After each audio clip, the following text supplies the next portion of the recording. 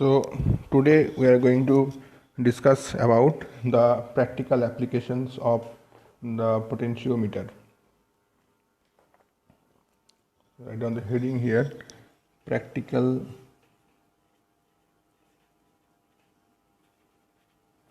applications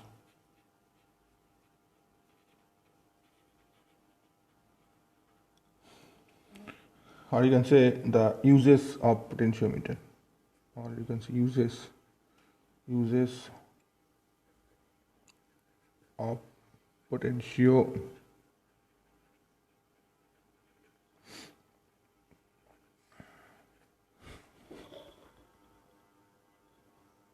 Okay, so first one is the comparison of two cells.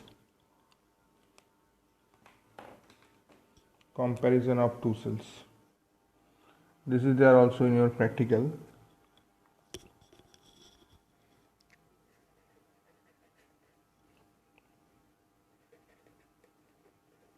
Comparison of EMFs of two cells using a potentiometer.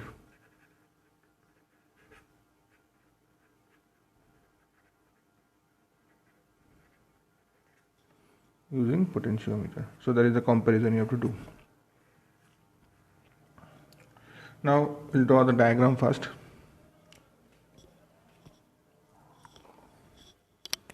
So this is the potentiometer here. This one, I'll draw it here. Right here. This one. This is called the driver cell. Here is one ammeter is connected, and here is a rheostat.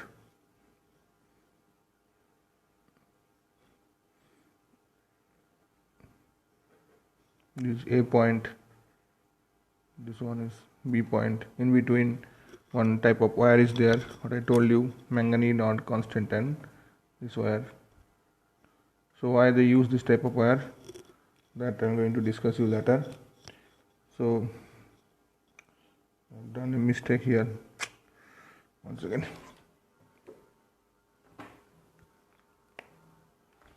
So it will not be connected with this. So no connection here. Because it is rheostat, so that is why it will go there and it will come like this way. Okay. Now this is your A point, this is B point, and here is one EMF. This is E1, say E1. There is another EMF. That one is E2. Now here is switch 1 and 2.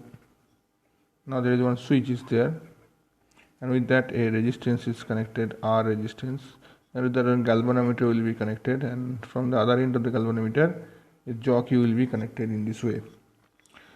Now first what we'll do to compare the EMF of two cells, unknown cells actually. Now first we'll join this one and this point, this switch 1 and this one will be connected. As this switch is connected, so automatically the current will flow in this way. So we'll find out the balancing length for the first case. Suppose the balancing length, this is J, suppose this one is J, the balancing length is L1 got. Then what you can write from the previous knowledge, that E1 is equal to K into L1. So what is K? K is the potential gradient of this potentiometer. So K is equal to potential gradient. Okay. So this is the thing. Now next we will join this one, S and E2. Then we will find out another point from here like this way. We find out another one, that is J dash. So in that time the L2 will be L2. It will be L2. From here to here L2. So for second case, then E2 will be how much?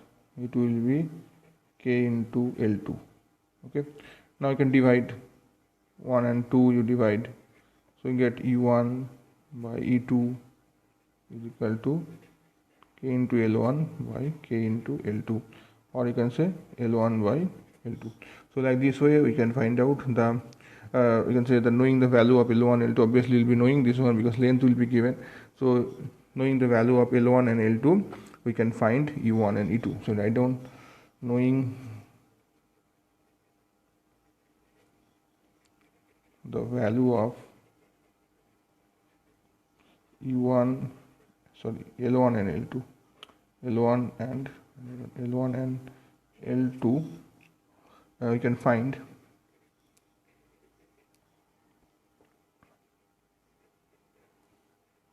E1 by E2, that you can find. Now next one is that we're going to do, that is the determination of the internal resistance of a cell using potentiometer. So write down the heading here, determination of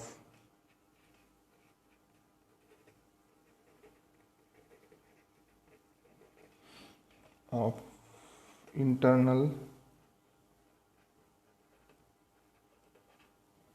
resistance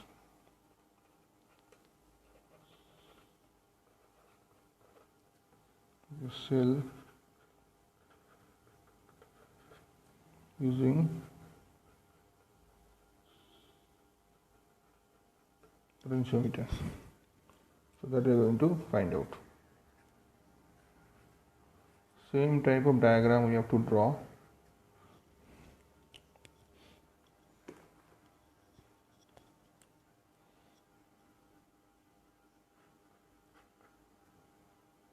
Meter will be connected. You can write here minus, this is plus side, minus and plus ammeter, rheostat,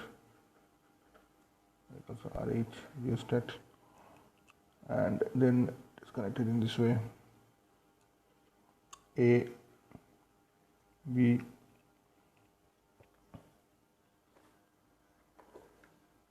this is the wire,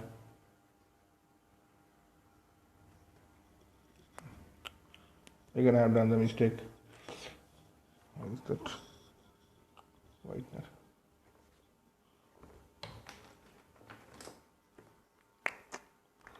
Every time I'm doing the mistake.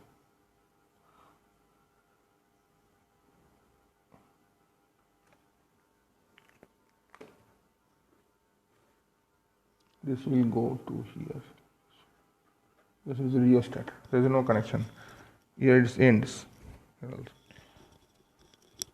Now to find out the EMF of, to find out the internal resistance of a cell, what you have to do, so A point and this is a B point.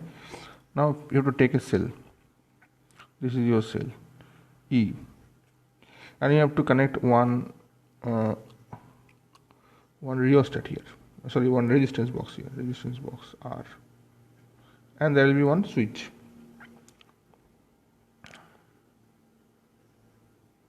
And this circuit is closed here like this. This is key K, and from here the galvanometer will be connected, and after that we'll find out the balancing length. So what we know from the previous knowledge, that when the external circuit, this circuit is not connected, then the voltmeter across the two ends of the battery will always show you the EMF. Okay, so first case, key is open. So first case, key K is not closed. So in this case, what we can get? We can get only the EMF. So we'll find out the balancing length. Suppose this is the J dash. We'll find one length from here. Suppose this length is L1. So you can write E is equal to K into L1. So this will be your equation number 1. Now in next case, what we'll do, we'll connect that, this one will be connected in this one. Next case, so case number 2. So we're going to second case, key K is closed.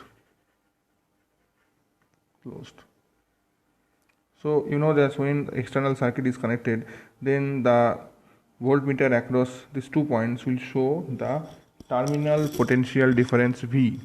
Okay, so this is V is the terminal potential difference. V is equal to, again we'll find out another like another point here.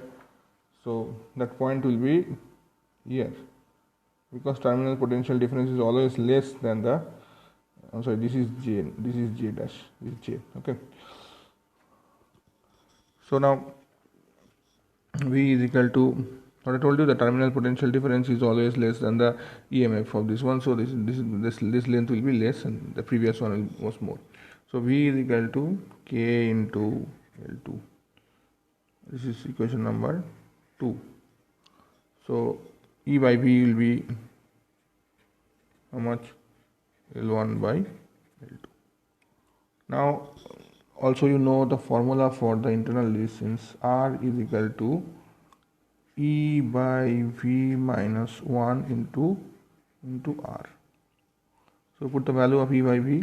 So R will be equal to L1 by L2 minus 1 into R. Or you can solve it. R will be equal to L2 L1 minus L2 into R. So this is your internal resistance.